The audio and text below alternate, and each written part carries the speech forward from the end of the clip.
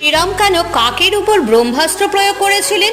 একবার বনবাসের সময় শ্রীরাম মাতা সীতার কোলে ঘুমোচ্ছিলেন। হঠাৎ সেখানে একটা কাক আসে, যে ভগবান রামের ঘুমের ব্যাঘাত ঘটানোর জন্য মাতা সীতাকে ক্ষত বিক্ষত করে।